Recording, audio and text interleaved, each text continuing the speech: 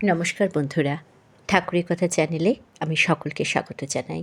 পরম গুরু শ্রী শ্রী রাম ঠাকুরকে প্রণাম জানিয়ে প্রতিদিনের মতো ঠাকুরের কথা নিয়ে আমি অন্তরা আপনাদের কাছে সকল বড়দেরকে প্রণাম জানাই। সকল বন্ধুরা ভালো থাকবেন, সুস্থ থাকবেন। আজকের ঠাকুরের কথা শ্রী গুরু শ্রী শ্রী রাম ঠাকুর গ্রন্থ থেকে ভক্তপ্রবর শ্রী রোহিণী কুমার মজুমদারের কথাই আপনাদেরকে শোনাবো। কালকে আমি বলেছিলাম ঠাকুরের সাথে রোহিণীবাবুর প্রথম দিকের দেখার কথা। আজকে আমি তারপরের থেকে বলছি, সঙ্গে থাকুন। শুরু করছি আজকের ঠাকুরের কথা। ঠাকুর বললেন, এই নাম মনে মনে সব সময় জপ করিবেন। আমি জিজ্ঞাসা করিলাম, এই নাম জপ করিলে কি হইবে? ঠাকুর বলিলেন, এই নামের সাহায্যে আপনি যাহা ইচ্ছা করিতে পারিবেন। বলিলাম, কলিকাতার মতো বৃহৎ শহরের রাস্তায় কি চক্ষু বুঝিয়া চলিতে পারিব? ঠাকুর বলিলেন, নিশ্চয়ই পারিবেন। বলিলাম, আজই পরীক্ষা করিয়া দেখি। ঠাকুর বলিলেন, বেশ। আমি আমার স্ত্রীকে বলিলেন, মা, এই মিষ্টি ও ফলগুলো সবাইকে বিতরণ করিয়া দেন। আমার স্ত্রী তাহাই করিলেন। আমরা গৃহে ফিরিয়া আসিলাম। মনটা খুবই চঞ্চল হইয়া পড়িয়াছে। নামের মাহাত্ম্য যে কী সে সম্বন্ধে আমার কোনো ধারণাই নেই। সবাই বলিলেন, আমাদের নাকি দীক্ষা হইয়া গিয়াছে। শুনিয়াছিলাম দীক্ষার সময় নানা রকম যাগযজ্ঞে প্রচলন রহিয়াছে। গুরুমন্ত্র বা বীজমন্ত্র কানে কানে বলা হয়। দীক্ষার সময় অন্য কেহ উপস্থিত থাকে না। ভাবিলাম, তবে এ কী রকম দীক্ষা? আমাদের যে নাম দিলেন তাহা তো সবাই শুনিয়াছেন। মনের মধ্যে তুমুল আলোড়ন আরম্ভ হইল। মনে মনে দৃঢ় সংকল্প করিলাম, এই নামের পরীক্ষা করিতে হইবে এবং আজই করিব। প্রত্যহ সন্ধ্যার সময় অক্রুর দত্ত লেনের অন্তর্গত একটি গলির মধ্যে এক ভদ্রলোকের বাড়িতে টিউশনি করিতাম। ডিকসন লেন হইতে অক্রুর দত্ত লেনে যাইবার রাস্তা আজকালকার মতো সোজা ছিল না। ডিকসন লেন হইতে serpentine lane, Kerani Bagan lane, Bowbazar street, Nebutala lane, Jelepara road, তাহার পর অক্রুর দত্ত লেন। তারপর ছাত্রের বাড়ি আবার একটি অন্ধগলির মধ্যে। সেই লেনে শেষ বাড়ি প্রত্যহই সন্ধ্যাবেলা পড়াইতে যাই। নামের পরীক্ষা করিব, দৃঢ় প্রতিজ্ঞ হইলাম। শ্রী শ্রী ঠাকুরকে প্রণাম করিয়া বাহির হইলাম। সার্পেন্টাইন লেনের দিকে মুখ করিয়া চক্ষু বন্ধ করিলাম। শ্রী শ্রী ঠাকুরকে স্মরণ করিয়া মনে মনে নাম জপ করিতে করিতে অগ্রসর হইলাম। আমার দৃঢ় প্রতিজ্ঞা, শত বাধা বিপত্তিতেও চক্ষু খুলিব না। চক্ষু মুদ্রিত, নাম জপ করিতেছি। কোথায় কোন রাস্তা দিয়ে যাইতেছি কিছুই বুঝিতে পারিতেছি না। বেশ জোরে জোরেই চলিতেছি।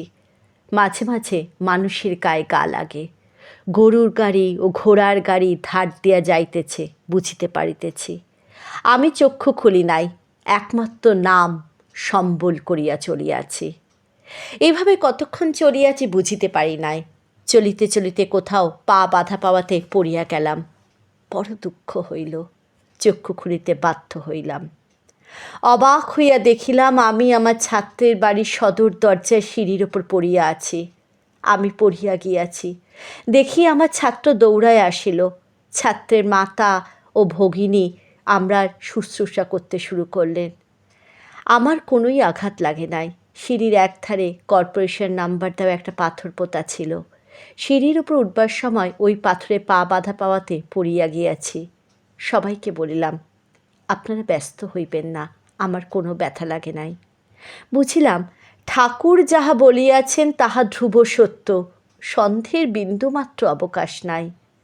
ছাত্রকে পড়াইতে বসিলাম, কিন্তু মন দিয়ে পড়াইতে পারিলাম না। কিছুক্ষণ পরেই চলিয়া আসিলাম। শ্রী শ্রী ঠাকুরের শ্রীচরণে প্রণাম করিয়া বলিলাম, পরীক্ষায় পাশ। সেই স্থানে মতিবাবু, প্রভাতবাবু আরও কয়েকজন আশ্রিত ছিলেন।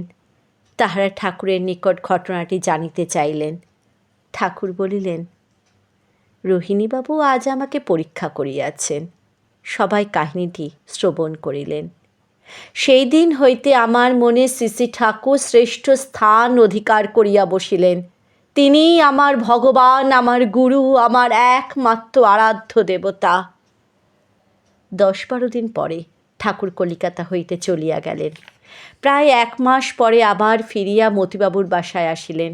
মধ্যে মধ্যে ঠাকুরের পায়ে বাতের যন্ত্রণা বৃদ্ধি হয়। এই সময় একদিন পূজনীয় কুঞ্জলাল নাগ কলিকাতা বিদ্যাসাগর কলেজের সদ্য অবসরপ্রাপ্ত অধ্যক্ষ শ্রী শ্রী ঠাকুরের নিকট আসিলেন। সেদিন রবিবার, অনেক আশ্রিতই ঠাকুরের শ্রীচরণ দর্শনে আসিয়াছেন। কুঞ্জবাবু ঠাকুরের ফোলা পা টানিয়া লইয়া পদসেবা করিতে আরম্ভ করিলেন। ঠাকুরকে বলিলেন, তোমার অসুখ করিতেই পারে না, এইসব তোমার চালাকি, তুমি ভগবান, তোমার আবার অসুখ কী? যে পায়ে বেশি ব্যথা, হাত দিলে চিৎকার করিয়া ওঠেন, সেই পা কোলে করিয়া জোরে টিপিতেছেন। ঠাকুর চুপ করিয়া আছেন এবং এমন ভাব দেখাইতেছেন যেন তাহার বেশ ভালোই লাগিতেছে। আমরা সবাই চুপ করিয়া বসিয়া আছি। কুঞ্জবাবু প্রায় 1 ঘণ্টা ছিলেন। ইহার মধ্যে ঠাকুরের পায়ের ব্যথার কথা উত্থাপন করেন নাই। দেখিলাম পা দুইখানি পূর্ব অপেক্ষা বেশি ফুলিয়া উঠিতেছে। কুঞ্জবাবু চলিয়া গেলেন। ঠাকুর আবার পায়ের যন্ত্রণায় কাতর হইয়া পড়িলেন। প্রভাতদা বলিলেন, ঠাকুর, তোমার ভেল কি বুঝিতে পারি না। কুঞ্জবাবু যখন পা টিপিতেছিলেন তখন তো বেশ আরামে চুপ করিয়াছিলে, এখন আবার চিৎকার করেন কেন? ঠাকুর বলিলেন, কুঞ্জবাবু যখন পা টিপিতেছিলেন তখন খুবই যন্ত্রণা অনুভব করিয়াছি। তিনি ভক্ত মানুষ, তাহার ভাব নষ্ট করি নাই। ছুটির দিনে আমিও প্রভাতদা দুইজনে ঠাকুরের নিকট আসিতাম। প্রভাতদা ঠাকুরকে স্বয়ং চৈতন্যদেব ছাড়া কিছুই ভাবিতেন না। ঠাকুর শুইয়া থাকিলে তিনি তাহার শ্রীচরণ দুইখানি বক্ষের উপর ধারণ করিয়া আপন মনে গান করিতেন। গান গাহিতে গাহিতে তাহার নয়ন হইতে অবিরল ধারায় অশ্রু বর্ষিত হইত। এইরকম ছুটির দিনে আমি ঠাকুরের বাত আক্রান্ত পাখানি কোলে করিয়া মহামাস তৈল মালিশ করিতেছি। অন্য পাখানি প্রভাতদা বুকের উপর রাখিয়া গান আরম্ভ করিলেন। প্রথম লাইনটি হইতেছে, ঢলো ঢলো কাঁচা অঙ্গে লাবণী অবনী বহিয়া যায়। গান শুনিয়া এতই মুগ্ধ হইয়াছি যে পায়ে তৈল মালিশের পরিবর্তে ঠাকুরের বাত আক্রান্ত পায়ে তবলা বাজাইতে আরম্ভ করিলাম। যখন ধা করিয়া তাল দিয়া উঠিলাম তখন খেয়াল হইল শ্রী শ্রী ঠাকুর হাসিতেছেন।